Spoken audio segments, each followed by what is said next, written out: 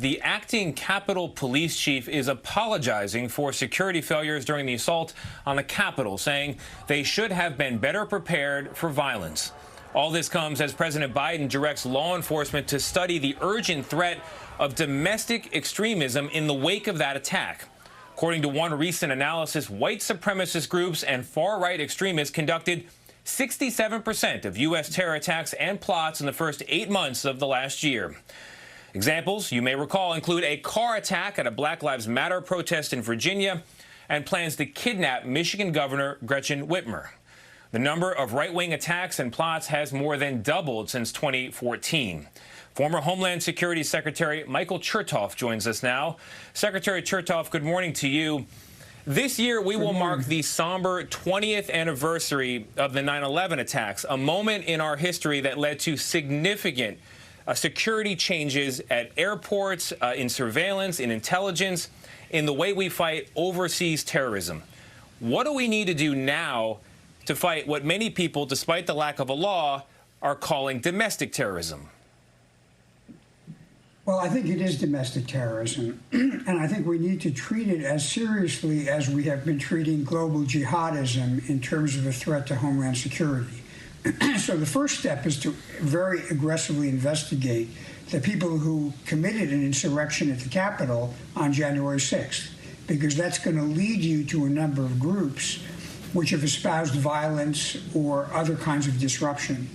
Beyond that, I think we need to think carefully about how do we monitor what is going on over the internet to detect threats. So we've gotten into it really quickly here. The key phrase is seriously investigate and monitor. We have laws allowing law enforcement to do that when the threat is foreign.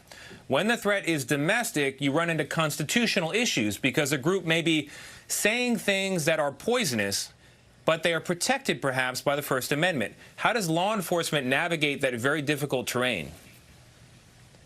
Well, that's exactly right. It is very challenging domestically because not only do you have laws about search and seizure and wiretapping that are more restrictive here, but there is a concern about chilling legitimate political speech.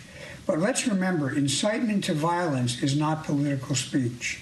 And I think we need to look carefully at what the line is between what is protected and perhaps disturbing speech and what is unprotected violent speech. When people are planning or urging acts of violence against public officials or against minority groups, that is not really protected speech. And I think we need to be a little bit more pragmatic about how we apply these rules. One thing we know for certain right now, Mr. Secretary, is that nobody associated with the assault on the Capitol will be charged as a domestic terrorist. There is no criminal statute in this country with that category. Should that change, and if it changes, how will that help law enforcement? Well, first of all, there are a lot of statutes that can be applied. It's not necessarily true that you have to apply something called domestic terrorism.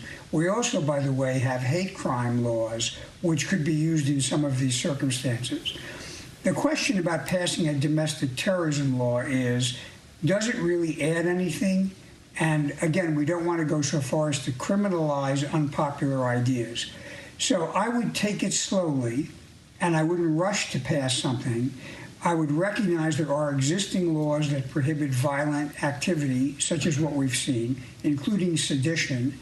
And then, as we see whether these laws are adequate, decide whether we need to tweak them in order to embrace things that are now emerging as real threats. Yeah. Secretary Chertoff, I'm interested in why you say take it slowly, because although President Biden has only just recently directed the FBI and the Department of Homeland Security to assess and come up with a plan to fight domestic terrorism, the rise in domestic terrorism has been recognized by all of those organizations already. There's been a tripling, I believe, in the number of attacks since the 90s, according to data collected by an organization at West Point. So why go slow, given that we have seen this? There is consensus that it's an issue. It's not a new concept. Isn't it time to act? Well, let me be clear. I think we should be very energetic in investigating and prosecuting people who are committing these crimes. And we should treat it as a high priority in terms of investigation and in terms of monitoring within the law. What I'm saying, though, is in terms of new criminal statutes, we ought to go slowly before we put something in place that winds up in a year or two getting a negative reaction. After 9/11, understandably, we put a number of measures in place, including measures on collection of intelligence and communications, that subsequently got some real pushback a couple of years later because people said you overreacted. So this, to me, is a question of calibrating to get what you need, but making sure you're respecting the boundaries of what is protected political speech. While we have you, I want to get you on one other delicate constitutional private-public question, which is social media.